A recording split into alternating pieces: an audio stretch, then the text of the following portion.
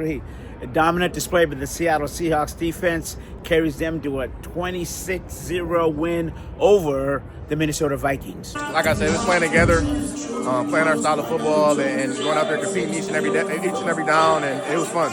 One of the things that Coach talks about is ball finds energy. Can you define that and how that played out today? Yeah, most definitely. They always say they come in bunches.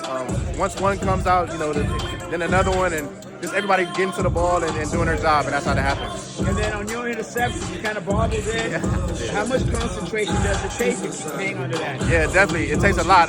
Shout out Coach Frazier. We work distraction drills with the DBs after practice every day, and I can definitely give him a shout out on that. It helps. Last one, Ernest Jones. He didn't play last game. He comes back. What does he do for this defense? A baller, man. Leader. We need him each and every week. We appreciate him. He's been a great player to this team and leader ever since he got here, so we appreciate him, man. The defense balled out today, man. Just making turnovers and scoring points and just creating chaos for Minnesota today. How important is it in offense to realize that you don't win the game in the first quarter or the second quarter, but you win in the fourth quarter? I feel like something Mike preached to us like week in and week out. It's just softening the process, just being able to run the ball, consistently throughout the game, and when the fourth quarter comes, we got to take advantage of those opportunities. A lot is said about the Vikings defense. What was it that they were doing? Because they bring a lot of rushers. What were they doing? They moved a lot. They play a lot of different defenses. Kudos to them. They did a great job at times, stopping the run, but just stopping the process. Each and every play, just trying to take advantage of our opportunities. And Sam's ability just to keep calm and persevere. Can you talk about that, his decision making today? He had a lot of poise in the pocket. Sometimes it wasn't clean, but he made the best out of every situation. He put us in a position of success.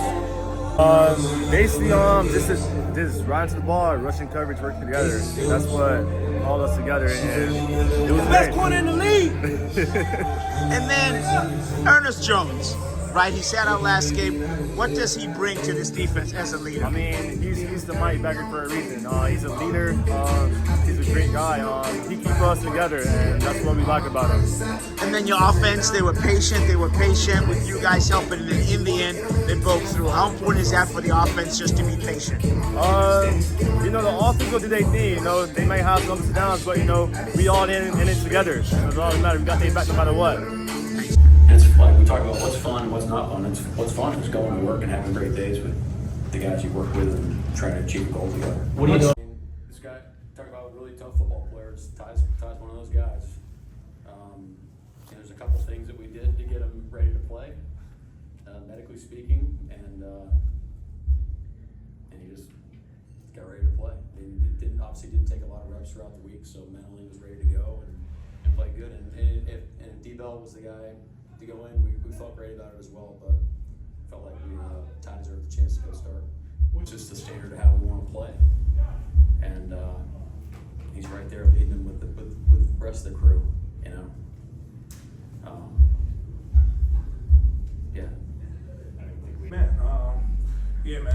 Wanted to do a hit call on the running back. I know the ball was coming out quick. As soon as I did the hit call, he actually, gave me a little thump. So I fell, but playing football for all the years that I don't play, that's a hot stove. So you got to get up fast, and once I get up and retrace, ball carrier is there and attack it. Yeah, while I was in the process of bringing him down, I'm thinking he's throwing it out of bounds, but when I heard the crowd roar, I'm trying to find out what's going on, then I just see EJ just chucking right beside me. So got up and ran and, celebrated. And I mean that wholeheartedly, but I feel like it's another level that we can reach. Y'all haven't seen the best of us, and we're gonna capitalize on our opportunities. You guys, it's all about, man, these stats. Once football is over, not too many people are gonna remember the football player, man. I want everybody to remember the person. I want everybody to know, man, I love each and every guy that's in that locker room. I'll put my life on the line for him, and that's no exaggeration. So that meant everything to me. I'll take that with me forever. I was telling him it's been rough for me, man. It's been tough. And the release that I get is, being around these guys and playing football. But, I told the guys that I feel like I've been missing something. I wear this cross around my neck, but I haven't really, been living like it. So for me, I think, I took this time this week and just, gave my life back to my Lord and Jesus Savior, Jesus Christ. Got back on my knees, started praying, and what he did for me out there on the football is it comes from that. But I think the biggest thing for me is like I got that piece that I was missing, and it's gonna help me. Marcus holding, getting ready to bring it to the ground, and when you catch these interceptions, everything kind of slows down. So I'm thinking, there's no way he's about to throw this. And he let it go, and then I catch it, and then I'm like, there's nobody in front of me. So I immediately started running. I look up at the video board, and I'm like, dang, somebody's catching me. It was Reek. Reek was just trying to beat me to the end zone. But that was my first ever defensive touchdown. It's been a while since I've seen the end zone, so it was great. Game. As an offense, I don't think we played necessarily our best football, but we were able to come out with a win, and that's all that matters. I feel like our defense, our special teams played really well today. There were times, I felt like in the second half when we were able to kind of get things going a little bit offensively. But yeah, I think, we did enough offensively to win the ball game. They had a good, some good pressures for us. We just got to look at the tape and see how we can correct some mistakes and how we can get better from it. Football game, but again, it's a credit to our offensive line, our tight ends, receivers, running backs, everyone, doing their job, doing their 1/11th to put the ball in the end zone and on that drive. And it was good to end the game that way. All right, there you go. Some post game, and you heard some quotes.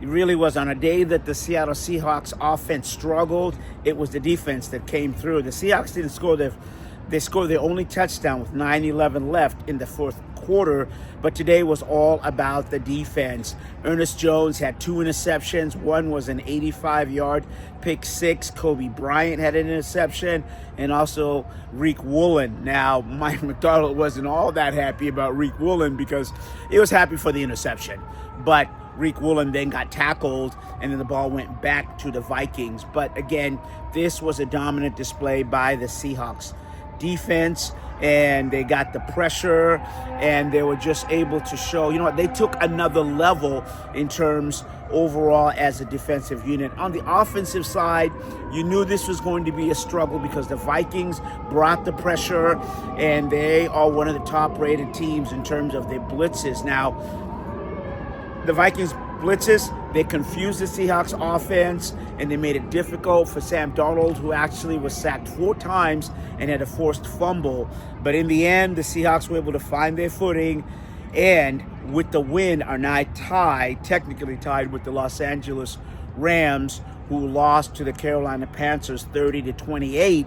Now, technically only because it's a technical that they're tied, because if you remember, the Rams beat the Seahawks, but on December the 8th, here on Thursday night, those two teams will play. That's a long way off, but right now for the Seattle Seahawks, the defense takes another step in becoming an elite defense in the league. And so the 9-3 Seahawks move on.